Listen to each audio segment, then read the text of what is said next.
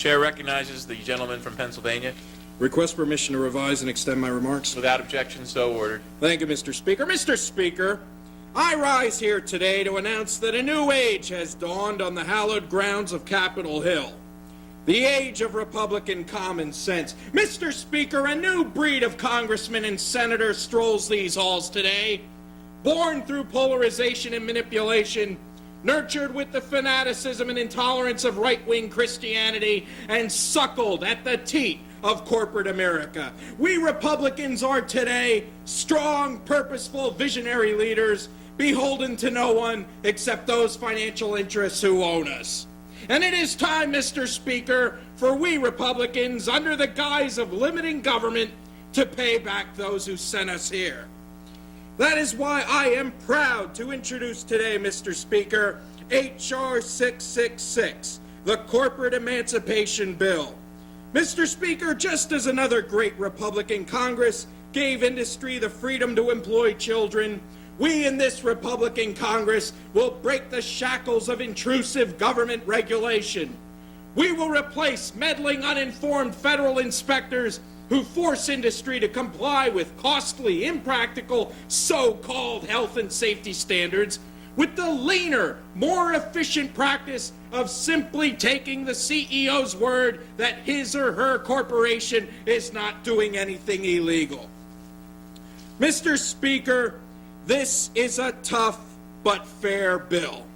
It calls on corporations to bear the twin burdens of huge tax breaks and windfall profits, but at the same time, Mr. Speaker, it calls on average Americans to do their share, to stay indoors more, or if they must go outside, to be more selective when or where they breathe. Mr. Speaker, we cannot ask corporate America to show increased profits if we do not have the courage to ask ordinary Americans to run their tap water through a soup strainer before drinking it. Mr. Speaker, this is not a perfect bill, but if we are going to make mistakes, if we are going to err, let's err as Republicans have always done. Let's err on the side of money. Time of the gentleman has expired. Chair recognizes the gentleman from Ohio. Request permission to revise and extend my remarks. Without objection, so ordered. Thank you, Mr. Speaker. Mr. Speaker, I rise here today to strongly support H.R. 666, the Political Courage Redistribution Bill, which, when passed, will return the act of political courage to the states in the form of block grants to be used on any issue which Congress deems too controversial to offer an opinion. Mr. Speaker, I support this bill without qualification, subject, of course, to feedback and suggestions from interested constituents and/or bribes from special interests, which I trust will become apparent here today as the crux of my gist is articulated. However, the time has come, Mr. Speaker, to put aside rhetoric for what the great French thinker Jean-Jacques Rousseau referred to as the word in French, which is the opposite of rhetoric.